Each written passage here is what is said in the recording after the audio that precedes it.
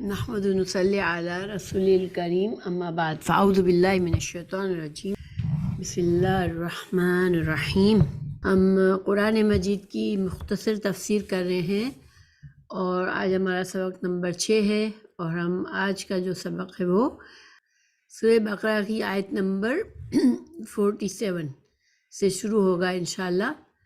تو دیکھیں ہم نے کیا پڑھا، پیچھے ہم نے جانا کہ اللہ سبحانہ تعالیٰ نے جب حضرت آدم علیہ السلام کو دنیا میں بھیج دیا اور اس کے بعد ہمیں اپنے مقصد بتا دیا کہ دنیا میں اللہ سبحانہ تعالیٰ اب جو ہے وہ انبیاء کرام کا سلسلہ جاری کریں گے، جو لوگوں کو ہدایت کا سامان، لوگوں کے لیے ہدایت کا سامان کریں گے اور لوگوں کو اللہ تعالیٰ کا پیغام پہنچائیں گے، اور جو لوگ اللہ تعالیٰ کی زمین پر اللہ سبحانہ تعالیٰ کے احکامات کے مطابق زندگی گزاریں گے اور دوسروں کو بھی مدد کریں گے، دوسروں تک بھی یہ پیغام پہنچائیں گے تو وہ کامیاب ہو جائیں گے، اور جو لوگ انکار کریں گے تو پھر وہ ان کا انجام برا ہوگا، اور وہ اپنے اصلی گھر جو جنت میں اللہ نے سارے انسانوں کا ایک گھر ہے جنت میں، مگر جو لوگ اللہ کی نافرمانی میں اس دنیا سے رخصت ہو جائیں گے اور کافر ہو کے رخصت ہو جائیں گے، پھر وہ اس گھر سے محروم رہ جائیں گے، تو پھر وہ جہنم میں جائیں گے اور ہمیشہ کی زندگی وہاں گزاریں گے۔ جب اللہ تعالیٰ نے ہمیں یہ بتا دیا، پھر ہمیں امت مسلمہ کو، اب چونکہ قرآن دیا گیا، آپ صلی اللہ علیہ وسلم کی ہم امت ہیں،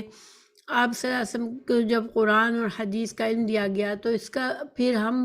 ہمارے لیے کیا فرض ہے؟ جب ہم ایمان لائے تو اب ہمارے لیے ہم چنی ہوئی امت میں شامل ہو گئے، اور چنی ہوئی امت کے کیا مقاصد ہوتے ہیں کہ وہ خود بھی اس دنیا میں اللہ کے اپنے جو اختیارات اللہ نے دیے ہیں، جو علم دیا ہے، اس کے ذریعے سے وہ خود بھی انسان اچھی زندگی گزارے، ایمان والی زندگی گزارے، اور اللہ تعالیٰ کی رضامندی کے کام کر کے دنیا سے رخصت ہو، اور دوسروں تک بھی یہ اللہ تعالیٰ کا یہ پیغام پہنچا دے، دین کا یہ پیغام پہنچا دے۔ تو اب چونکہ اب ہمارے اوپر یہ ذمہ داری ہے، ہمیں اب چنا ہوا بنا لیا ہے اللہ تعالیٰ نے، تو پھر اب ہمیں ایک اور امت جو ہم سے پہلے تھی، جو کہ چنی ہوئی امت تھی، اللہ تعالیٰ نے حضرت موسیٰ علیہ السلام کو مکمل شریعت دی تھی اور تورات ان کو عطا فرمائی تھی، تو ان کے ماننے والوں کو جو اس زمانے میں رسول اللہ صلی اللہ علیہ وسلم کے زمانے میں جو لوگ تھے، ان کو آپ صلی اللہ علیہ وسلم نے پہلا پیغام دیا دین کا، ان کو سمجھایا گیا، اللہ تعالیٰ نے ان کو سمجھایا کہ میرا وعدہ یاد کرو جو میں نے تمہیں اس نبی پر ایمان لانے کے لیے تم سے لیا تھا، پھر تم مسلمانوں کے ساتھ شامل ہو جاؤ، نماز قائم کرو، رکوع کرو۔ تو پھر ان کو سمجھانے کے بعد ظاہری بات ہے کہ اس وقت کے آپ صلی اللہ علیہ وسلم کے زمانے کے جو یہودی تھے، جو عیسائی تھے، ان میں بہت کم لوگ ایمان لائے، اور ان کی ایک وجہ یہ تھی کہ ان کے اندر یہ تکبر تھا کہ ہم جو ہے ابھی تک ہم تو ایک مذہبی ہمیں برتری حاصل ہے، جب لوگ ہمیں دیکھتے ہیں تو ہمیں اہل کتاب کہتے ہیں، ہماری عزت کرتے ہیں، ہمیں اللہ کی شریعت کا حامل سمجھتے ہیں، تو ہماری یہ برتری اور عزت تو اب ختم ہو جائے گی۔ اگر چونکہ نبی کریم صلی اللہ علیہ وسلم کا تعلق بنی اسرائیل سے نہیں تھا، تو ان کو یہ غم، سب سے بڑا غم ان کا یہی تھا کہ یہ نبی، آخری نبی جو ہے وہ تو ہمارے اس میں سے نہیں، وہ تو عرب سے ہے، وہ تو امی ہے، ہم کیسے ان کو نبی مانے، پھر ہماری مذہبی برتری تو ختم ہو جائے گی۔ تو یہ پھر اللہ سبحانہ تعالیٰ نے ان کو ان کے پچھلوں کا، ان کے جو پچھلے تھے، ان کے آباء و اجداد کے کارنامے تھے، ان کے آباء و اجداد کا جو طریقہ تھا، انہوں نے جس طرح سے اللہ تعالیٰ کے دین کی ناقدری کی تھی، وہ ساری اب مثالیں ان کو بتانا شروع کیا اللہ تعالیٰ نے۔ ہمارے لیے بھی اس ہر چیز میں سبق ہے۔ تو اللہ تعالیٰ نے ان سے فرمایا کہ تم جو ہو، تم کو میں نے فضیلت والی امت بنایا تھا اس زمانے میں، جب تمہیں حضرت موسیٰ علیہ السلام آئے تھے، اور جب اس نبی صلی اللہ علیہ وسلم سے آنے سے پہلے، مگر تم جو تھے اس اپنے منصب کی قدر نہیں کر سکے، اس کو وہ عزت اور منزلت نہیں دی، تم نے نافرمانیاں کی۔ اب آگے ان کو مزید اللہ تعالیٰ نے بتایا کہ کس طرح سے تمہیں فرعونیوں کی غلامی سے نجات دلائی تھی، جو تم پر سخت قسم کے عذاب کرتے تھے، تمہاری اولادوں کو ذبح کر دیتے تھے، تمہاری اولادوں کو قتل کر دیتے تھے۔ اور پھر جب حضرت موسیٰ علیہ السلام کے ذریعے تم کو ہم نے بحر کلزم سے پار کرایا اور فرعونیوں کو غرق کر دیا، تو تم نے جو صحرائے سینا میں جب تم پہنچے تو حضرت موسیٰ علیہ السلام کو اللہ تعالیٰ نے تو کوہ طور پر بلایا۔ موسیٰ علیہ السلام ان کو 40 دن ہو گئے، پہلے ان کو 30 دن کے لیے بلایا تھا، پھر اللہ سبحانہ تعالیٰ نے 40 دن تک روکا حضرت موسیٰ علیہ السلام کو کوہ طور پر۔ تو قوم چونکہ وقت پر موسیٰ علیہ السلام واپس نہیں آئے، قوم جو ہے وہ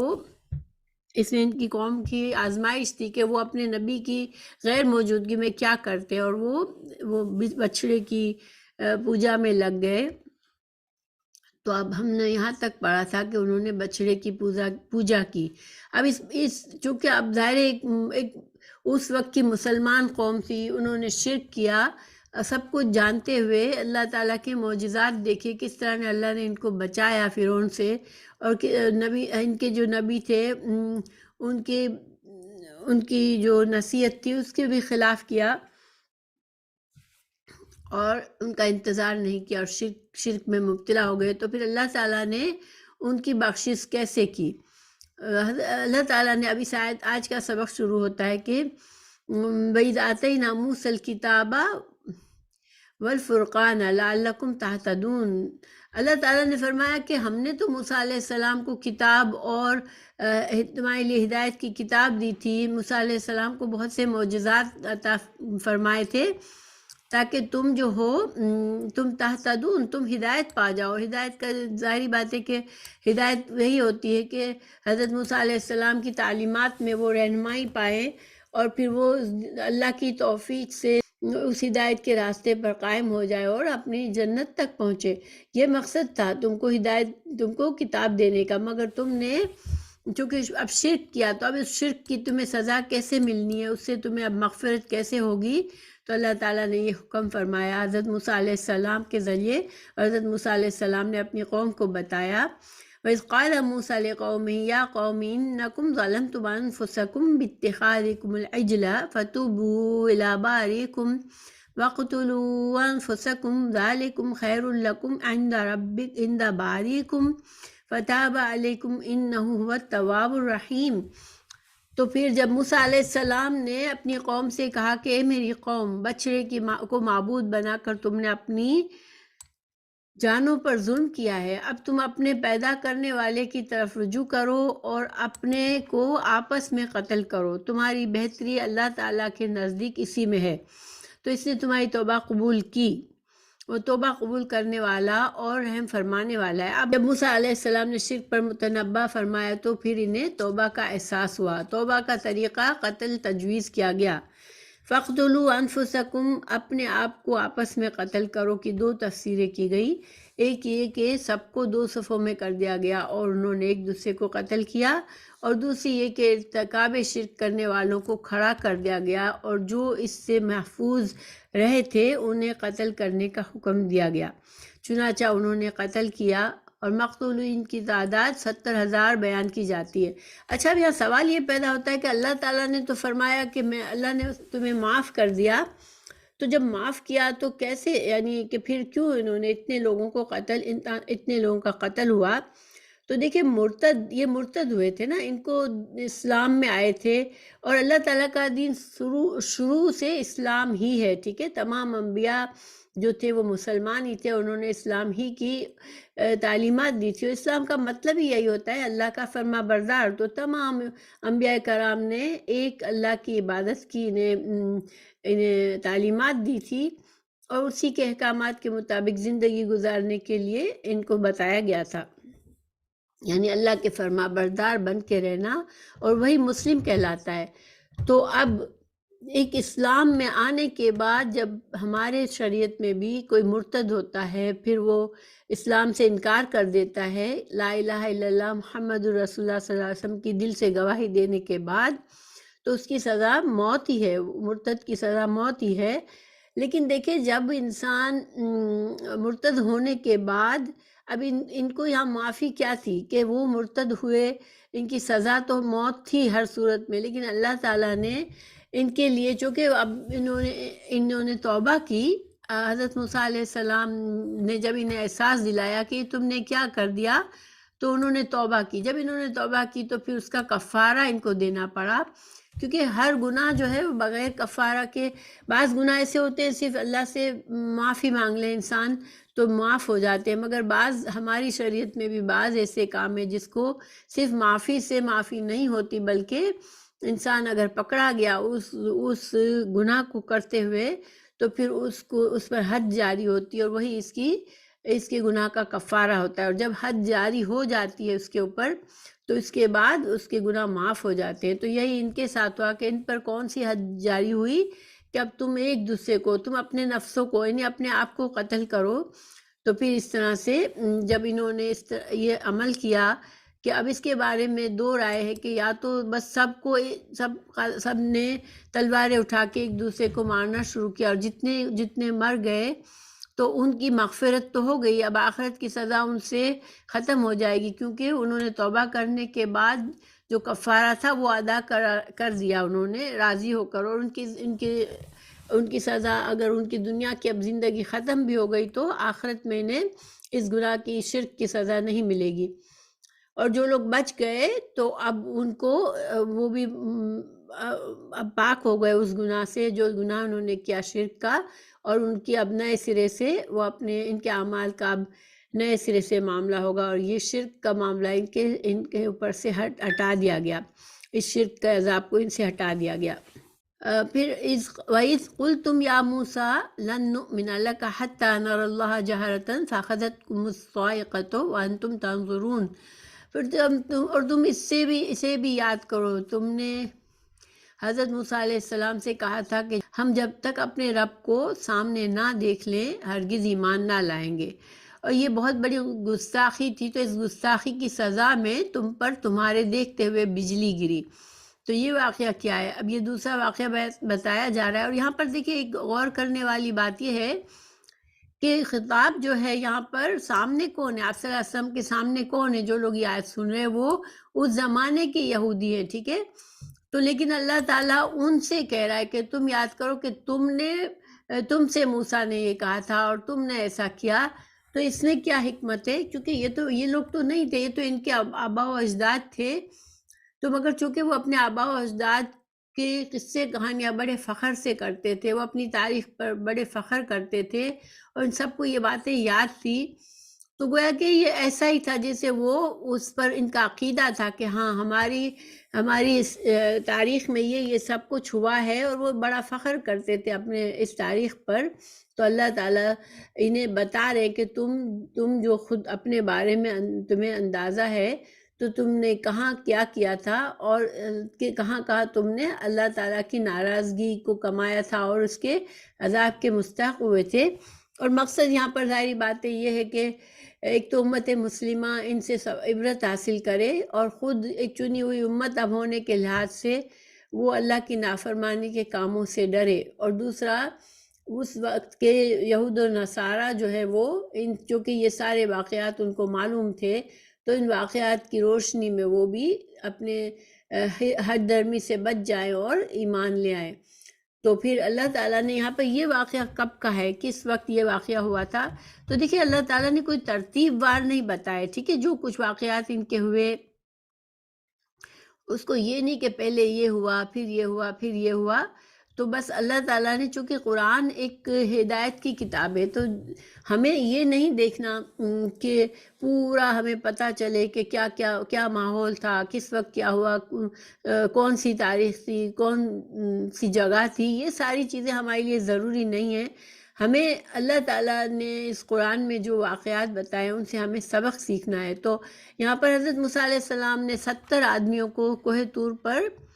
لے کر ساتھ گئے، ٹھیک ہے. 70 چنے ہوئے آدمی تھے، یہ قوم کے بہترین آدمیوں کو لے کر گئے تھے حضرت موسیٰ علیہ السلام، کیونکہ مطلب اختارا کا مطلب ہوتا ہے چننا. خاص طور سے موسیٰ علیہ السلام جو تھے اپنی قوم سے چن کر گئے تھے، ٹھیک ہے. تو اب 70 آدمی جب حضرت موسیٰ علیہ السلام واپس آنے لگے تو انہوں نے کہا کہ جب تک ہم اللہ تعالیٰ کو اپنے سامنے نہ دیکھ لیں ہم تیری بات پر یقین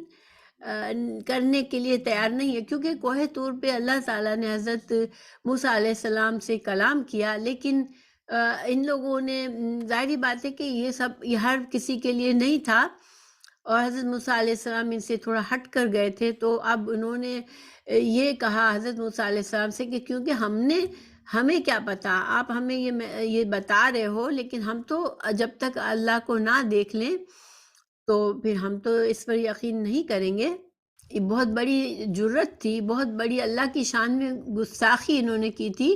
کیونکہ اللہ سبحانہ تعالیٰ کو دیکھنے کا اس طرح سے مطالبہ کرنا کہ جب ہم اللہ کو دیکھیں گے جب ہی مانیں گے، تو یہ تو پھر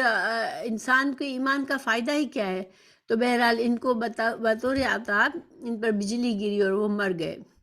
حضرت موسیٰ علیہ السلام سخت پریشان ہوئے اور ان کی زندگی کی دعا کی، جس پر اللہ تعالیٰ نے انہیں دوبارہ زندہ کر دیا۔ دیکھتے ہوئے بجلی گرنے کا مطلب یہ ہے کہ ابتدا میں جن پر بجلی گری آخر والے اسے دیکھ رہے تھے، حتیٰ کہ سب موت کے آغوش میں چلے گئے، تو اب ان کو یہ سزا دی گئی۔ پھر اللہ تعالیٰ فرما رہے ہیں کہ یہ واقعہ دوبارہ بھی قرآن میں بیان کیا گیا، اور پھر حضرت موسیٰ علیہ السلام بہت پریشان ہوئے اس بات پر جب ان 70 آدمیوں کو موت آ گئی، اور انہوں نے اللہ سبحانہ تعالیٰ سے دعا فرمائی، بہت ہی گڑ گڑا کے دعائیں مانگی، تو اللہ تعالیٰ نے ان کو پھر دوبارہ زندہ کر دیا۔ ثم بعثنا من بعد موتکم لعلکم تشکرون، لیکن پھر اس لیے کہ تم شکر گزاری کرو، اس موت کے بعد بھی ہم نے تمہیں زندہ کر دیا۔ دیکھیں شکر گزاری یہاں پر کی ورڈ ہے، یعنی کہ اللہ تعالیٰ نے تم پر اب نعمت کی ہے، اتنی بڑی نعمت کر دی، تو اب تو کم از کم شکر گزار ہو جاؤ۔ اللہ تعالیٰ کی ہر نعمت کا جو حق وہ ہے، یہ ہے کہ انسان اللہ کی نعمتوں کا شکر کرے، اور شکر گزاری کا مطلب یہ ہے کہ اللہ کی نعمتوں پر جو اس کا حق پورا کرنے کے لیے انسان پر جو تقاضے ہیں وہ ادا کرے، اور اللہ کی نعمتوں پر اسی طرح سے استعمال بھی اگر کرتا ہے تو اس طرح استعمال کرے کہ اللہ ان سے خوش ہو، نہ کہ اللہ کے ناراض کرنے والے کام کرے۔ تو بہرحال اب اللہ تعالیٰ مزید اس کے بعد مزید ان کے کچھ واقعات بتا رہے ہیں۔ اللہ تعالیٰ فرما رہے ہیں کہ وَظَلَّلْنَا عَلَيْكُمُ الْغَمَامَ وَأَنزَلْنَا عَلَيْكُمُ الْمَنَّ وَالسَّلْوَىٰ كُلُوا مِن طَيِّبَاتِ مَا رَزَقْنَاكُمْ وَمَا ظَلَمُونَا وَلَكِن كَانُوا أَنفُسَهُمْ يَظْلِمُونَ، اور ہم نے تم پر بادل کا سایہ کیا اور تم پر من اور سلوہ اتارا، اور کہہ دیا کہ ہماری دی ہوئی پاکیزہ چیزیں کھاؤ، اور انہوں نے ہم پر ظلم نہیں کیا، البتہ وہ خود اپنی جانوں پر ظلم کرتے تھے۔ تو اب یہ ایک اور اللہ کی نعمت کو واضح کیا گیا۔ تو مفسرین اس کے بارے میں کیا کہتے ہیں کہ مصر اور شام کے درمیان میدان طیہ کا واقعہ ہے یہ، کیونکہ میدان جب موسیٰ علیہ السلام ان کو جب بحر کلزم کو پار کیا تو صحرائے سینا میں گئے تھے، پھر جب ان لوگوں نے جو ہے ان سے کہا گیا کہ اس سرزمین پر جاؤ تم، یہ بھی واقعہ آئے گا، انہوں نے اللہ کی نافرمانی کی تھی، تو پھر 40 سال تک ان کو میدان طی میں یہ بھٹکتے رہے تھے بطور سزا۔ تو اس دوران بھی اللہ تعالیٰ نے ان کو بھوکا پیاسا نہیں مارا، بلکہ ان کے لیے من اور سلوہ کا ان کے کھانے پینے کا انتظام کر دیا۔ تو من کیا تھا؟ من جو ہوتا ہے بعض کے نزدیک ترنجبین ہے، یا اوس جو درخت پر یا پتھر پر گرتی شہد کی طرح میٹھی ہوتی اور خشک ہو کر گوند کی طرح ہو جاتی۔ بعض کے نزدیک شہد یا میٹھا پانی ہے۔ بخاری اور مسلم وغیرہ میں حدیث ہے کہ کھمبی من کی اس قسم میں سے ہے جو حضرت موسیٰ علیہ السلام پر نازل ہوئی، اور اس کا مطلب یہ ہے کہ جس طرح بنی اسرائیل کو وہ کھانا بلا دقت میں بہم پہنچ جاتا تھا، اسی طرح کھمبی بغیر کسی کے بونے کے پیدا ہو جاتی ہے۔ جو مشروم ہوتے ہیں نا، مشروم جو ہوتے ہیں وہ خود بخود پیدا ہو جاتے ہیں، اور ایسے بہت سی جڑی بوٹیاں بھی اس طرح ہوتی ہے جو انسان کو اس کے لیے محنت نہیں کرنا پڑتا، اس کے لیے فصل نہیں بنانی پڑتی، اس کے لیے باقاعدہ کھیتی باڑی نہیں کرنی پڑتی، تو مشروم ایسے اگ جاتے ہیں اور اس میں کڑے فائدے بھی ہوتے ہیں انسانوں کے لیے۔ تو یہ حدیث سے ہمیں پتہ چلتا ہے یہ اللہ سبحانہ وتعالیٰ نے ہمیں یہ آسان سا کھانا دیا ہے، یہ من کی طرح ہے، یعنی کہ اللہ کے فضل سے بس ہمیں یہ چیز ملی ہوئی ہے بغیر محنت کے، کیونکہ اس دنیا میں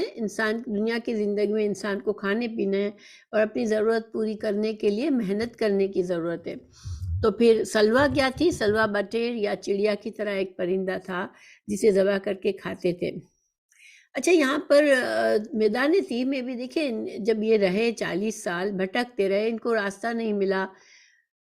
اس دوران بھی مقصد کیا تھا؟ اللہ تعالیٰ کی رحمت میں ہی تھے اس وقت بھی، مگر ایک طرح سے چونکہ وہ جو نعمت ان کو ملنی تھی، جو جس شہر میں ان کو جانا تھا جہاں اللہ تعالیٰ ان کو فتح دیتا اور وہ جا کے رہتے، تو وہ انہوں نے چونکہ وہاں پر جو بڑی قوم رہتی تھی، عمالقہ کہتے تھے ان کو، اور عمالقہ بہت طاقتور قوم تھی، تو انہوں نے اللہ کے وعدے پر بھروسہ نہیں کیا کہ جب اللہ نے وعدہ کیا ہے کہ تمہیں فتح دے گا اللہ، تو انہیں بس جرأت کرنے کی تھی، انہیں جہاد کر کے اس شہر میں داخل ہونا تھا، مگر انہوں نے نہیں کیا تھا۔ تو اب چونکہ ان کی غلام ذہنیت تھی، ان کے اندر فرعونیوں کی غلامی میں اتنا عرصہ رہتے، دیکھیے غلامی جب انسان کی فطرت میں پڑ جاتی ہے، انسان نسل در نسل غلام ہی پیدا ہوتا ہے، تو پھر وہ ایک باحوصلہ انسان نہیں ہوتا جس طرح ایک آزاد انسان ہو سکتا ہے، اور اس کے اندر وہ بزدل ہوتا ہے۔ تو یہ بزدلی ان کے اندر سے نکالنی تھی، اللہ تعالیٰ نے اس وجہ سے ان کو صحرا میں رہنے دیا، مگر اپنے فضل سے بڑی نعمتیں دی ان کو، ان کے لیے سایہ بھی کیا گیا کہ وہ بہت دھوپ میں ہی نہ مر جائے، اور بادلوں کا سایہ کیا گیا ان کے اوپر، اور ان کے لیے من اور سلوہ اتارا گیا تاکہ اب جو ہے اگلی نسل جو پیدا ہو وہ آزاد پیدا ہو، اور ان کے اندر وہ ہمت اور حوصلہ ہو کہ جو جہاد کر سکے، اور اپنے لیے اپنی جو اللہ نے ان کے لیے جو نعمت رکھی تھی، جس ملک میں انہیں رہنا تھا، بسنا تھا، پھر اللہ کے احکامات کے مطابق خود بھی زندگی گزارنی تھی، اور تبلیغ کر کے دوسرے لوگوں کو بھی اللہ کا پیغام دینا تھا۔ تو یہ سب کچھ کرنے کی ان کے اندر حوصلہ نہیں تھا، مگر جو نئی نسل آنی تھی، جو 40 سالوں کے بعد ایک آزاد نسل پیدا ہونی تھی اور وہ آزاد بڑھتی تھی، تو یہ حکمت تھی کہ ان کو وہاں رکھا گیا۔ ٹھیک ہے، دیکھیے اللہ سبحانہ تعالیٰ اپنی مخلوق سے بہت محبت فرماتے ہیں۔ اللہ تعالیٰ کی بعض اوقات دنیا میں انسان کی نافرمانیوں کی وجہ سے سزا ملتی بھی ہے دنیا میں بھی، تو وہ بھی اللہ کی طرف سے ایک نعمت ہوتی ہے کہ دنیا میں ہی انسان سنبھل جائے اور پھر کچھ اچھا کر کے جب آخرت میں جائے تو اچھا انجام پالے۔ اللہ تعالیٰ نے یہاں بھی واضح فرما دیا کہ ہم ان پر ظلم نہیں کرتے تھے، اپنی جانوں پر ظلم کرتے تھے، اور اپنی جانوں پر اللہ کی نافرمانی جو بھی انسان کرتا ہے وہ اپنی جان پر ہی ظلم کرتا ہوتا ہے، اپنے جو اللہ تعالیٰ نے اس کی طرف سے جو اسے نعمت اور فائدے آخرت میں ملنے والے ہیں اس سے خود کو محروم کر رہا ہوتا ہے۔ تو اللہ تعالیٰ نے فرمایا کہ یہ اتنے سارے ہم نے ان پر انعامات کیے، مگر یہ اپنی جانوں پر ظلم کرنے والے تھے۔ اور ظاہری بات ہے اس میں ہمارے لیے سبق ہے کہ بظاہر انسان جو ہے نا وہ سمجھتا ہے کہ دنیا کے میرے فائدے ہیں، میں اس کو کیسے چھوڑوں، مگر وہ دنیا کے فائدے اگر قرآن اور حدیث کی روشنی میں ہمارے لیے جائز اور حلال ہیں تو پھر تو صحیح ہے، لیکن دنیا کے جو بھی فائدے اللہ کی ناراضگی کما کر انسان حاصل کرتا ہے وہ انسان اصل میں اپنا بہت بڑا نقصان کر رہا ہوتا ہے۔ پھر اللہ تعالیٰ نے ان کے بارے میں فرمایا کہ اللہ نے ان کو حکم دیا کہ وَإِذْ قُلْنَا ادْخُلُوا هَٰذِهِ الْقَرْيَةَ فَكُلُوا مِنْهَا حَيْثُ شِئْتُمْ رَغَدًا وَادْخُلُوا الْبَابَ سُجَّدًا وَقُولُوا حِطَّةٌ نَغْفِرْ لَكُمْ خَطَايَاكُمْ وَسَنَزِيدُ الْمُحْسِنِينَ۔ اور ہم نے تم سے کہا اس بستی میں جاؤ اور جو کچھ جہاں کہیں سے بھی چاہو با فراغت کھاؤ، اور دروازے میں سجدہ کرتے ہوئے گزرو، اور زبان سے حطتن کہو، ہم تمہاری خطائیں معاف فرما دیں گے اور نیکی کرنے والوں کو اور زیادہ دیں گے۔ تو یہ کون سی بستی تھی جس میں ان کو داخل ہونے کے لیے کہا گیا؟ تو مفسرین نے کہا کہ یہ بیت المقدس تھی، ٹھیک ہے۔ اسی وجہ سے دیکھیں یہ لوگ جو آج فلسطین میں قبضہ کر کے بیٹھے ہیں یہودی، وہ یہ سمجھتے ہیں کہ چونکہ ہمیں اللہ نے یہ بستی کا وعدہ کیا تھا تو ہمارا اس پر حق ہے، لیکن وہ اپنا حق تو ختم کر چکے جب اللہ تعالیٰ نے ان سے چنی ہوئی امت کا ہی لقب چھین لیا۔ تو اب وہ کیا سمجھتے ہیں کہ وہ ان کو ابھی تک اللہ تعالیٰ کی یہ نعمت ان کے لیے، اور پھر وہ اللہ کے مسلمانوں سے انہوں نے چھینا ہے، تو یہ ہر طرح سے جائز نہیں ہے۔ سجدہ سے بعض حضرات نے یہ مطلب لیا کہ جھکتے ہوئے داخل ہو، اور بعض نے سجدہ سے سجدہ شکر ہی مراد لیا ہے۔ مطلب یہ کہ بارگاہ الہی میں عجز و انکسار کا اظہار و اعتراف شکر کرتے ہوئے داخل ہو، چونکہ اللہ تعالیٰ نے ان کے جہاد سے پہلے ان کو خوشخبری دی تھی کہ یہ تمہارے لیے اللہ تعالیٰ آسان کر دے گا، تم جاؤ اور اس بستی میں داخل ہو جاؤ۔ تو انہوں نے اللہ تعالیٰ کی نافرمانی کی، اور تو پھر جو ہے یہ سجدہ ان کو کرنے کا جو حکم تھا وہ سجدہ شکر تھا۔ کچھ نے کہا کہ چونکہ اللہ تعالیٰ نے فتح دی ان کو، اللہ تعالیٰ فتح دیتے ان کو، تو یہ شکر کرنا چاہیے ان کو، اور دوسرا سجدے کا مطلب یہ تھا کہ جھکتے ہوئے عاجزی کے ساتھ۔ دیکھیں ہمیں پتہ چلتا ہے کہ رسول اللہ صلی اللہ علیہ وسلم جب مکہ میں دوبارہ فاتح بن کر داخل ہوئے، مدینہ میں رہے، پھر مدینہ سے دوبارہ مکہ سے آپ صلی اللہ علیہ وسلم کو بھی نکالا گیا تھا، تو جب اللہ تعالیٰ نے مکہ پر فتح دی رسول اللہ صلی اللہ علیہ وسلم کو 8ویں ہجری میں، تو آپ صلی اللہ علیہ وسلم اتنا جھک کر گئے تھے کہ اپنی سواری کے پر بالکل اپنا سر جیسے سجدے کی حالت میں داخل ہوئے تھے مکہ کے اندر دوبارہ۔ تو یہی بات ان کو بھی کی گئی تھی کہ تم جب اللہ تمہیں فتح دے تو تم شکر کرنا، مگر انہوں نے اللہ تعالیٰ کی نافرمانی کی، اور انہوں نے کیا کہا؟ حتتن۔ اللہ تعالیٰ نے انہیں کہا تھا حتتن، ٹھیک ہے۔ حتتن کا مطلب ہے اللہ سے مغفرت مانگنا، ٹھیک ہے، اللہ ہمیں معاف کر دے۔ حتتن کے معنی ہمارے گناہ معاف فرما دے، ٹھیک ہے۔ لیکن انہوں نے کیا کیا؟ انہوں نے اس لفظ کو بدل کر حنتتن کر دیا، یا ایسا لفظ بولا اس کے بدلی جو کہ ایک مذاق اڑایا اللہ تعالیٰ کے اس حکم کا۔ اللہ تعالیٰ ان سے ناراض ہوئے اور ان کو اس کی سزا دی۔ فبدل الذين ظلموا قولا غير الذي قيل لهم فانزلنا على الذين ظلموا رجزا من السماء بما كانوا يفسقون۔ پھر ان ظالموں نے اس بات کو جو ان سے کہی گئی تھی بدل ڈالی، ہم نے بھی ان ظالموں پر ان کے فسق اور نافرمانی کی وجہ سے آسمانی عذاب نازل فرمایا۔ تو انہوں نے کیا کیا؟ اس کی وضاحت ایک حدیث میں آتی ہے جو صحیح بخاری اور صحیح مسلم وغیرہ میں ہے۔ نبی کریم صلی اللہ علیہ وسلم نے فرمایا ان کو حکم دیا گیا تھا کہ سجدے کرتے ہوئے داخل ہو، لیکن وہ سرینوں کو زمین پر گھسیٹتے ہوئے داخل ہوئے، اور حتتن کے بجائے حبتن فی شعرتن یعنی گندم بالی میں کہتے ہوئے۔ اس سے ان کی سرتابی اور سرکشی کا جو ان کے اندر پیدا ہو گئی تھی، اور احکام الہی سے تمسخر اور استہزاء کا جس کا ارتکاب انہوں نے کیا، اندازہ کیا جا سکتا ہے۔ واقعہ یہ ہے کہ جب کوئی قوم اخلاق اور کردار کے لحاظ سے زوال پذیر ہو جائے تو ان کا معاملہ پھر احکام الہی کے ساتھ اسی طرح ہوتا ہے۔ دیکھیں انسان بعض اوقات اتنے غرور میں پڑ جاتا ہے، اپنے سرکشی میں اتنا بڑھ جاتا ہے کہ وہ اللہ تعالیٰ کے کلام کا مذاق اڑانا بھی وہ معمولی بات سمجھتا ہے، لیکن یہ معمولی بات نہیں ہوتی۔ بہرحال اللہ تعالیٰ نے پھر ان کو رجز کی بیماری میں مبتلا کیا۔ ان کے اوپر اللہ تعالیٰ نے طاعون، کہا جاتا ہے یہ طاعون کی بیماری تھی، آسمان سے عذاب آیا ان کے اوپر۔ بعض نے کہا غضب الہی سخت پالا طاعون، اس آخری معنی کی تائید حدیث سے ہوتی ہے۔ نبی کریم صلی اللہ علیہ وسلم نے فرمایا یہ طاعون اسی رجز اور عذاب کا حصہ ہے جو تم سے پہلے بعض لوگوں پر نازل ہوا۔ تمہاری موجودگی میں کسی جگہ پر طاعون پھیل جائے تو وہاں سے مت نکلو، اور اگر کسی اور علاقے کے بابت تمہیں معلوم ہو کہ وہاں طاعون ہے تو وہاں مت جاؤ۔ یہ صحیح مسلم کی حدیث ہے۔ ان کے فسق، ان کی نافرمانی، ان کے اللہ کی حدوں کو توڑنے کی وجہ سے ان پر یہ عذاب نازل ہوا۔ پھر اللہ تعالیٰ ایک اور واقعہ بتا رہے ہیں، وَإِذِ اسْتَسْقَىٰ مُوسَىٰ لِقَوْمِهِ فَقُلْنَا اضْرِب بِّعَصَاكَ الْحَجَرَ فَانْفَجَرَتْ مِنْهُ اثْنَتَا عَشْرَةَ عَيْنًا قَدْ عَلِمَ كُلُّ أُنَاسٍ مَّشْرَبَهُمْ كُلُوا وَاشْرَبُوا مِن رِّزْقِ اللَّهِ وَلَا تَعْثَوْا فِي الْأَرْضِ مُفْسِدِينَ۔ یہ واقعہ بعض کے نزدیک تیہ کا ہے اور بعض کے نزدیک صحرائے سینا میں، کیونکہ وہ صحرائے سینا میں پہلے گئے تھے جب بحر کلثوم کو پار کر کے، لیکن جب اللہ کی نافرمانی کی، انہوں نے اس شہر میں داخل ہونے سے انکار کیا تو پھر 40 سال میدان تیہ میں رہے تھے۔ یہ ایک صحرا تھا، تو وہاں پانی کی طلب ہوئی۔ اللہ تعالیٰ نے حضرت موسیٰ علیہ السلام سے کہا اپنی لاٹھی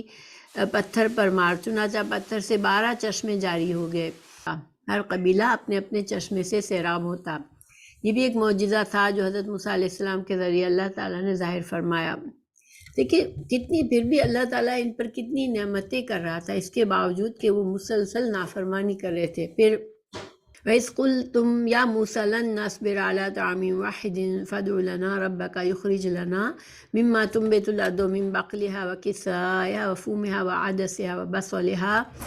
قَالَ أَتَسْتَبْدِلُونَ الَّذِي هُوَ أَدْنَىٰ بِالَّذِي هُوَ خَيْرٌ اهْبِطُوا مِصْرًا فَإِنَّ لَكُم مَّا سَأَلْتُمْ وَضُرِبَتْ عَلَيْهِمُ الذِّلَّةُ وَالْمَسْكَنَةُ وَبَاءُوا بِغَضَبٍ مِّنَ اللَّهِ ذَٰلِكَ بِأَنَّهُمْ كَانُوا يَكْفُرُونَ بِآيَاتِ اللَّهِ وَيَقْتُلُونَ النَّبِيِّينَ بِغَيْرِ الْحَقِّ ذَٰلِكَ بِمَا عَصَوا وَكَانُوا يَعْتَدُونَ۔ اور جب تم نے کہا اے موسیٰ ہم سے ایک ہی قسم کے کھانے پر ہرگز صبر نہ ہو سکے گا، اس لیے اپنے رب سے دعا کیجئے کہ وہ ہمیں زمین کی پیداوار اور ساگ، ککڑی، گیہوں، مسحور اور پیاز دے۔ آپ نے فرمایا بہتر چیز کے بدلے ادنا چیز کیوں طلب کرتے ہو؟ اچھا شہر میں جاؤ، وہاں تمہاری چاہت کی وہ سب چیزیں ملے گی۔ ان پر ذلت اور مسکینی ڈال دی گئی اور اللہ کا غضب لے کر وہ لوٹے، یہ اس لیے کہ وہ اللہ تعالیٰ کی آیتوں کے ساتھ کفر کرتے تھے اور نبیوں کو ناحق قتل کرتے تھے، اور یہ ان کی نافرمانیوں اور زیادتیوں کا نتیجہ تھا۔ تو یہاں پر کافی ان کی جو واقعات بتا دیے گئے ایک ساتھ۔ تو دیکھیے جو قصہ ان کا مصر میں سے مراد، جب انہوں نے کہا کہ ہمیں یہ من سلوہ روز روز نہیں کھانا، ہمیں تو نباتات جو زمین سے اگتی ہیں اور دوسری چیزیں ہمیں چاہیے، تو ان سے کہہ دیا گیا اچھا ٹھیک ہے تم جاؤ کسی بھی شہر میں اور تم اپنی خود سے اپنا کھیتی باڑی سے جو اگانا ہے وہ کر کے تم اپنی پسند کی سبزیاں دالیں اگاؤ اور کھاؤ۔ اچھا یہاں پر سوچنے کی بات یہ ہے کہ ہاں یہ تو ہے کہ انسان سوچتا ہے کہ روز روز ایک ہی چیز کیوں کھائے، لیکن بڑے مقاصد تھے ان کو وہاں رکھنے کے کہ وہ صحرا کی آزاد فضا میں کھائے پیے، اور لیکن وہ اپنا وقت جو ہے وہ دنیا کی میں اپنی روزی روزگار کمانے کے لیے بھاگ دوڑ کرنے میں نہ گزارے، بلکہ وہ دین کو سیکھیں اور اپنے اندر کی خرابیوں کو دور کریں، اپنے اندر جو اتنے عرصے کی غلامی سے ان کے قوم میں برائیاں آ گئی تھیں ان برائیوں کو دور کر کے پاکیزہ نفس ان کے پاکیزہ ہو جائے اور یہ مضبوط قوم بن جائے، یہ مقصد تھا اور یہ بڑا اعلیٰ مقصد تھا، کیونکہ اس کے بعد اگر یہ ایسے بن جاتے تو پھر وہ ایک مضبوط قوم ہوتے جو نہ صرف خود دنیا میں اقتدار حاصل کرتے بلکہ دوسروں کو بھی حق کی طرف لے آ سکتے تھے، مگر انہوں نے اس بڑے مقصد کو چھوڑ کر صرف روز کے اپنے کھانے پینے زبان کے ذائقے کو ترجیح دی۔ یہ بھی اللہ تعالیٰ کو ناراض کرنے والی بات تھی۔ پھر کہاں وہ انعامات اور احسانات جن کی تفصیل گزری، اور کہاں وہ ذلت اور مسکنت جو بعد میں ان پر مسلط کر دی گئی اور وہ غضب الہی کے مستحق بن گئے۔ غضب بھی رحمت کی طرح اللہ کی صفت ہے جس کی تعویل ارادہ عقوبیت یا نفس عقوبیت سے کرنا صحیح نہیں ہے۔ اللہ تعالیٰ ان پر غضبناک ہوا کما ہوا شأنہ۔ اب دیکھیں اللہ تعالیٰ نے بہت سے جو احسانات بتائے، پھر اللہ تعالیٰ ان سے ناراض ہوئے تو اللہ کے غضب کا یہ کہ مستحق یہ ہوئے، تو ہم یہ نہیں کہہ سکتے۔ بعض نے کہا کہ ان کو عقوبیت کیا ہوتی ہے کہ کسی سے بدلہ لینا، تو اللہ تعالیٰ بدلہ نہیں لیتا، ٹھیک ہے۔ ان کے بے شک انہوں نے بہت سے نافرمانیاں کی، بہت سے گناہ کیے، مگر اللہ تعالیٰ کی صفت بھی ہے غضب، کہ جب اللہ تعالیٰ جس طرح بندوں پر مہربان ہوتا ہے تو اللہ تعالیٰ کے مسلسل ناراضگی سے اللہ تعالیٰ غضب کی صفت بھی رکھتا ہے، اور غضبناک بھی ہوتا ہے۔ اور اللہ کی ہر صفت ہم نے پہلے جانا تھا سورہ فاتحہ میں ہی کہ اللہ کی شان کے مطابق ہے۔ ہم اس کو خود اس کا پورا احاطہ نہیں کر سکتے کہ اللہ کا غضب کیسا ہے، اللہ کی محبت کیسی ہے، اللہ کی رحمت کیسی ہے۔ ہمیں یہ سمجھنا ہے کہ اللہ سبحانہ تعالیٰ کی جیسے شان عظیم شان ہے، جس کے اللہ کی شان کے لحاظ سے کوئی ایسی شان نہیں رکھتا، تو اسی طرح اللہ کی صفات بھی عظیم ہے اور صرف اللہ تعالیٰ کی شان کے لائق ہے۔ بہرحال اللہ تعالیٰ نے بتا دیا کہ ان کے اوپر جو بھی اللہ کی طرف سے سزائیں آئی وہ ان کے اپنے اعمال بدعمالیوں کی وجہ سے تھی، حالانکہ اللہ تعالیٰ بار بار ان کے ساتھ پھر بھی رحمت کرتے تھے، بار بار ان کے گناہوں کو معاف کرتے تھے، اور یہ بار بار ہر موقع پر اس طرح کے غلط کام کرتے تھے۔ پھر وَيَقْتُلُونَ النَّبِيِّينَ بِغَيْرِ الْحَقِّ، یعنی کہ ان کی ہسٹری میں، ان کی تاریخ میں کئی انبیاء کا انہوں نے ناحق قتل کیا۔ حضرت یحییٰ علیہ السلام، حضرت زکریا علیہ السلام، حضرت عیسیٰ علیہ السلام کو بھی بقول ان کے انہوں نے سازش کی اور ان کو سولی پر چڑھوایا۔ تو بہت سی اس طرح کی ان کی مثالیں ہیں کہ وہ ان کو اپنی دین میں اتنی تردید کی انہوں نے، اور اللہ کی نافرمانی کی، اور جہاں کوئی نبی ان میں آ کر ان کی اصلاح کرنا چاہتا وہ ان کے دشمن ہو جاتے تھے۔ تو ذالک بما عصوا وکانوا یعتدون، اور یہ سب ان کے نافرمانیوں کی وجہ سے اور ان کے اللہ کی حدود کو پار کرنے کی وجہ سے یہ ذلیل ہوئے، رسوا ہوئے، اور ان پر عذاب آئے۔ اب یہاں سوچنے کی بات ہے، دیکھیں کہ ان کے یہ چنی ہوئی امت تھی اللہ تعالیٰ کی، ٹھیک ہے، اور اللہ تعالیٰ نے ان میں اتنے انبیاء کرام ان کے مبعوث فرمائے، یہ انبیاء کی اولاد تھے، بنی اسرائیل۔ اللہ تعالیٰ نے خود ان کو فرمایا کہ یا اسرائیل کے بیٹے، یعنی حضرت یعقوب علیہ السلام کی اولاد میں سے ان کو فرمایا اللہ نے ان کا نام۔ تو پھر ان کی نسب تو بڑی اعلیٰ تھی، تو اس کے باوجود ان پر کیوں اتنے اللہ تعالیٰ کی طرف سے اتنے عذاب آئے؟ کیونکہ یہ ان کے کرتوتوں کی وجہ سے، انہوں نے اس چنی ہوئی امت ہونے کا، انہوں نے بجائے اس کے کہ اللہ کے فرما بردار بنتے، اللہ کی اس نعمت کا شکر کرتے، انہوں نے اس کے خلاف کیا۔ اب دیکھیں، اب تھوڑا سا ہم اپنی حالت دیکھ لیں، امت مسلمہ کی حالت دیکھ لیں، تو اب ہم چنی ہوئی امت ہے، رسول اللہ صلی اللہ علیہ وسلم سب آخر نبی ہیں، اللہ تعالیٰ کے آخری رسول ہیں، اور سب سے دنیا جب سے انبیاء کرام سب انبیاء کے سردار ہیں، تو اس لحاظ سے ہم بڑی ہماری جو ہمارا رتبہ ہے ایز اے امت مسلمہ، ایک چنی ہوئی امت کے، ہمارا بڑا رتبہ ہے۔ لیکن آج دنیا میں اگر ہم دیکھیں تو مسلمان ہر جگہ ذلیل ہو رہے ہیں، مسلمان مغلوب ہیں، مظلوم ہیں، کئی جگہوں سے نکالے ہوئے ہیں۔ تو یہ سب کچھ کیوں ہو رہا ہے؟ کیونکہ اللہ سبحانہ تعالیٰ کا قانون یہ ہے کہ اللہ تعالیٰ کسی کی نسب کے لحاظ سے ان سے معاملہ نہیں فرماتے۔ اللہ تعالیٰ لوگوں کے ایمان اور ان کے اعمال کی وجہ سے ان کو عزت بھی دیتے ہیں، اور ان کو دنیا میں ذلت بھی اسی وجہ سے ملتی ہے۔ خاص طور سے جب جس قوم کو اللہ نے چنا ہوا بنایا ہے اور وہ اگر اپنے منصب کی قدر نہیں کرتی تو وہ بہت ذلیل ہوتی ہے۔ اللہ سبحانہ تعالیٰ مسلمانوں کو توفیق دے کہ وہ اپنے دین کو صحیح کرے، اپنے دین کا علم حاصل کرے، اپنے دین کے اپنے طریقوں کو صحیح کرے، اپنے اخلاق کو بہتر بنائے، تو انشاءاللہ آج بھی امت مسلمہ جو ہے وہ تمام امتوں کی سردار ہو سکتی ہے، دنیا میں سب سے بلند درجے پر ہو سکتی ہے، اور لوگوں کو اللہ کی طرف جو اللہ سے جوڑنے کا جو ان کا فریضہ ہے وہ اچھی طرح سے انجام دے سکتی ہے۔ دوسرا ذلت و مسکنت کی دوسری وجہ عصوا، نافرمانی کا مطلب یہ کہ جن کاموں کا انہیں روکا گیا تھا ان کا ارتکاب کیا، اور یعتدون کا مطلب ہے معمور بہ کاموں میں حد سے تجاوز کرتے تھے۔ اطاعت اور فرما برداری یہ ہے کہ منہیات سے باز رہ جائے اور مأمورات کو اس طرح بجا لایا جائے جس طرح اس کو بجا لانے کا حکم ہے۔ اپنی طرف سے کمی بیشی یا زیادتی اعتداء ہے، اور جو اللہ کو سخت ناپسند ہے۔ تو اس آیت کو ہم سمجھ لیں جیسے کہ اللہ کی نافرمانی کے کام، ٹھیک ہے، جو کہ آج ہم بھی ہماری امت بھی بہت کر رہی ہے۔ پھر یعتدون یعنی کہ حدوں سے پار کر جانا، غلو کرنا، کسی جو شریعت کے احکامات آپ رسول اللہ صلی اللہ علیہ وسلم کی سنت سے ثابت ہیں اس سے بڑھ جانا، اس کی حدوں کو پار کر لینا. اور اصل کیا چیز ہے، مطلوب کیا ہے ہم سے، کہ جو منہیات، جن چیزوں سے روکا گیا ہمیں اپنی ہماری شریعت میں، یا جن چیزوں کا حکم دیا گیا، بس اس کی سمعنا و اطاعنا کرنے کی ضرورت ہے. اگر اس سے ہم کمی بیشی کرتے تو یہ زیادتی اور اعتداء ہے، جس کا جو اللہ کو سخت ناپسند ہے. اچھا، پھر اللہ تعالیٰ نے فرمایا ان الذین آمنوا والذین ہادوا والنصارى والصابئین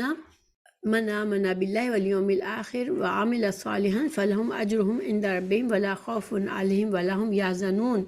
الذین آمنوا من امت محمدیہ والذین ہادوا من حضرت موسیٰ علیہ السلام کے ماننے والے، اور حضرت نصارہ حضرت عیسیٰ کی قوم، اور حضرت اور صابئین جو ہے وہ کسی بھی اللہ کی طرف سے آئے ہوئے پیغمبر کو ماننے والے ہوں گے، لیکن اب وہ اپنے دین پر نہیں ہے تو ان کو دین سے پھرا ہوا یعنی صابی کہتے ہیں. اچھا، اس آیت کو سمجھنا ضروری ہے، کیونکہ بعض مفسرین کو اس آیت کا مفہوم سمجھنے میں بڑی غلطی ہوئی ہے. اس کو ایک بار اس کا ترجمہ دوبارہ پڑھ لیتی ہوں، پھر ہم اس کی تفسیر کو سمجھتے ہیں. اللہ تعالیٰ فرما رہے ہیں کہ جو مسلمان ہوں، یہودی ہوں، نصارہ ہوں یا صابی ہوں، جو کوئی بھی اللہ تعالیٰ پر اور قیامت کے دین پر ایمان لائے اور نیک عمل کرے، ان کے اجر ان کے رب کے پاس ہیں، اور ان پر نہ کوئی خوف ہے اور نہ ان پر کوئی غم ہوگا، ان کو کوئی غم ہوگا. اب دیکھیں، بعض جدید مفسرین کو اس آیت کا مفہوم سمجھنے میں بڑی غلطی ہوئی ہے، اور اس سے انہوں نے وحدت الادیان کا فلسفہ نکال لیا، یعنی رسالت محمدیہ پر ایمان لانا ضروری نہیں ہے. جو بھی جس دین کو مانتا ہے، اس کے مطابق ایمان رکھتا ہے اور اچھے عمل کرتا ہے، اس کی نجات ہو جائے گی. یہ فلسفہ سخت گمراہ کن ہے. آیت کی صحیح تفسیر یہ ہے کہ جب اللہ تعالیٰ نے سابقہ آیات میں یہود کی بدعملی اور سرکشیوں اور اس کی بنا پر ان کے مستحق عذاب ہونے کا تذکرہ فرمایا، تو ذہن میں یہ اشکال پیدا ہو سکتا ہے کہ ان یہود میں جو لوگ صحیح کتاب الہی کے پیرو اور اپنے پیغمبر کی ہدایت کے مطابق زندگی گزارنے والے تھے، ان کے ساتھ اللہ تعالیٰ کیا معاملہ فرمائے گا. اللہ تعالیٰ نے اس کی وضاحت فرما دی کہ صرف یہود ہی نہیں، نصارہ اور صابی بھی اپنے اپنے وقت میں، جنہوں نے، یہ سمجھنا ضروری ہے، اپنے اپنے وقت میں جنہوں نے اللہ پر اور یوم آخرت پر ایمان رکھا اور عمل صالح کرتے رہے، سب نجات اخروی کے ہمکنار ہوں گے. اسی طرح اب رسالت محمدیہ پر ایمان لانے والے مسلمان بھی اگر صحیح طریقے سے ایمان باللہ اور یوم الآخر اور عمل صالح کا اہتمام کریں گے تو یہ بھی یقیناً آخرت کی ابدی نعمتوں کے مستحق قرار پائیں گے. نجات اخروی میں کسی کے ساتھ امتیاز نہیں کیا جائے گا، وہاں بے لاگ فیصلہ ہوگا، چاہے مسلمان ہو، چاہے یا رسول آخر مسلمان ہو یا رسول آخر زمان صلی اللہ علیہ وسلم سے پہلے گزر جانے والے یہودی، عیسائی اور صابی وغیرہ ہوں. اس کی تائید بعض مرسل آثار سے ہوتی ہے، مثلا یعنی احادیث بھی اس بات پر گواہی دیتی ہے. مثلا مجاہد حضرت سلمان فارسی رضی اللہ عنہ سے نقل کرتے ہیں کہ جس میں وہ کہتے ہیں کہ میں نے نبی کریم صلی اللہ علیہ وسلم سے ان اہل دین کے بارے میں پوچھا جو میرے ساتھی تھے، عبادت گزار اور نمازی تھے، یعنی رسالت محمدیہ سے قبل وہ اپنے دین پر پابند تھے. تو اس موقع پر یہ آیت نازل ہوئی، ان الذین آمنوا والذین ہادوا، یعنی یہ والی آیت، ٹھیک ہے. اچھا، جو ہم پڑھ رہے ہیں قرآن کریم کے دوسرے مقامات سے اس کی مزید تائید ہوتی ہے. مثلا ان الدین عند اللہ الاسلام، اللہ تعالیٰ نے سورہ آل عمران 19 میں فرمایا کہ اللہ کے نزدیک دین صرف اسلام ہی ہے، یعنی اسلام یہاں پر مکمل فرما برداری، انبیاء کرام جو دین لائے اللہ کی طرف سے اس کی مکمل فرما برداری. تو وَمَن يَبْتَغِ غَيْرَ الْإِسْلَامِ دِينًا فَلَن يُقْبَلَ مِنْهُ، اور جو کوئی بھی اسلام کے علاوہ کوئی دین چاہے گا تو اس سے قبول نہیں کیا جائے گا. یعنی اب کی بات ہے سورہ آل عمران 85. اور جو اسلام کے سوا کسی اور دین کا متلاشی ہوگا وہ ہرگز مقبول نہیں ہوگا۔ اور احادیث میں بھی ہے، نبی کریم صلی اللہ علیہ وسلم نے وضاحت فرمائی کہ اب میری رسالت پر ایمان لائے بغیر کسی شخص کی نجات نہیں ہو سکتی۔ مثلا فرمایا، قسم ذات کی جس کے ہاتھ میں میری جان ہے، میری اس امت میں جو شخص بھی میری بابت سن لے، وہ یہودی ہو، عیسائی ہو، یا پھر وہ مجھ پر ایمان نہ لائے، تو وہ جہنم میں جائے گا۔ تھوڑا سا خلاصہ کر لیتے جو کچھ ہم نے پڑھا، ٹھیک ہے؟ چونکہ اس آیت میں بظاہر ترجمہ ایسے ہوتا ہے کہ جو بھی مسلمان ہے، یہودی ہے، نصارہ ہے، صابی ہے،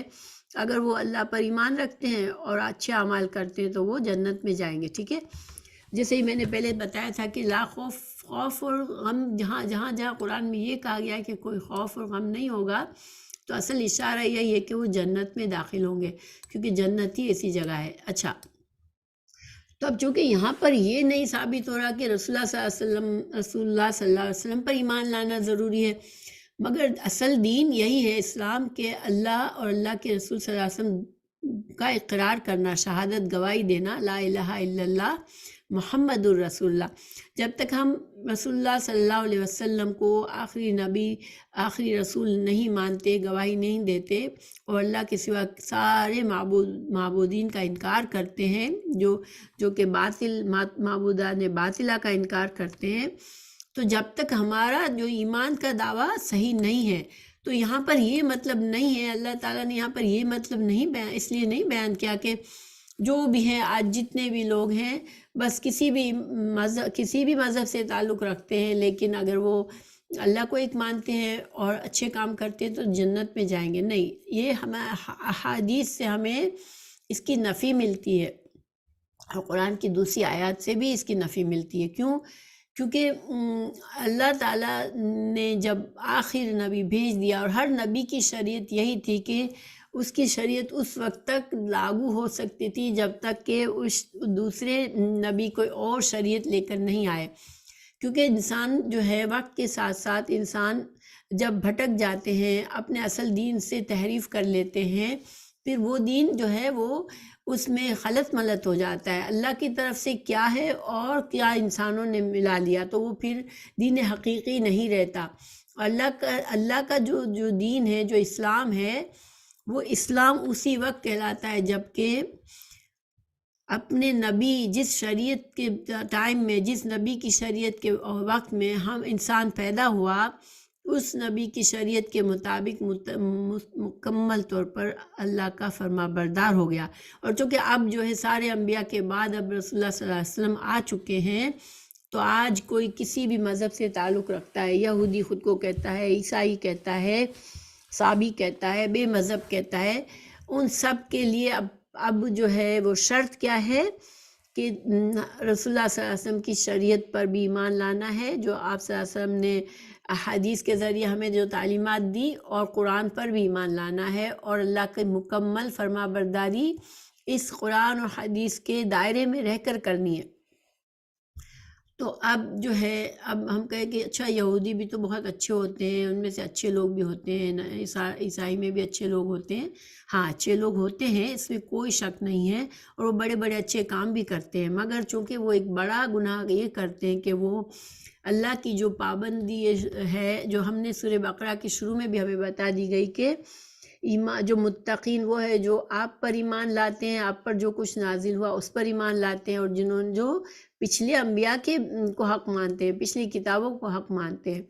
تو پچھلی کتابوں پر اب عمل ہمیں نہیں کرنا، ہمیں اسی شریعت پر عمل کرنا ہے کامیابی کے لیے، اور اللہ کو ایک ماننا ہے۔ تو یہ صحیح دین ہے، اور جو کہ قرآن اور حدیث سے یہاں پر ہمیں بہت سے حوالوں سے ثابت ہوتا ہے، ٹھیک ہے؟ تو اور یہی اس آیت کا صرف مقصد پھر کیا ہے، اللہ تعالیٰ نے اس طرح کیوں بیان فرمایا؟ اس آیت کا مقصد یہ کہ اللہ تعالیٰ کسی قوم نسل سے تفریق نہیں کرتا کہ فلاں نسل سے تعلق ہے تو اللہ تعالیٰ ان کو معاف کرے گا، ان کو بڑے درجات دے گا، بلکہ اللہ تعالیٰ کا شروع سے یہ ہے کہ جتنے بھی انبیاء کرام آئے ان کے وقتوں میں جنہوں نے اپنے اپنے نبی کی بات مانی اور اللہ کے فرما بردار ہو گئے، پھر جب اس نبی کے بعد کوئی اور شریعت آئی تو پھر اس پچھلی شریعت پر نہیں بلکہ اپنے نبی کی بات مانی. اور چونکہ رسول اللہ موسیٰ علیہ السلام کے بعد رسول اللہ صلی اللہ علیہ وسلم کو ہی مکمل جیسے شریعت دی گئی ہے، ٹھیک ہے. حضرت عیسیٰ علیہ السلام کی شریعت مکمل نہیں تھی. حضرت عیسیٰ علیہ السلام خود حضرت موسیٰ علیہ السلام ہی کی تعلیمات کو دوبارہ سے جیسے ایک طرح سے ان کو تازہ کرنے کے لیے آئے تھے. تو اب جو ہے اب صحیح معنوں میں جو ہمارے لیے کامیابی کا ذریعہ ہے وہ قرآن اور حدیث پر مکمل ایمان لا کے عمل کرنا اور اللہ کے فرما بردار بننا ہے. اور جنہوں نے یہ وحدت ادیان کا جو یہ گمراہ عقیدہ بنایا کہ آپ کسی بھی مذہب سے تعلق رکھتے ہو کوئی بات نہیں ہے، آپ جو ہے اگر نیک ہو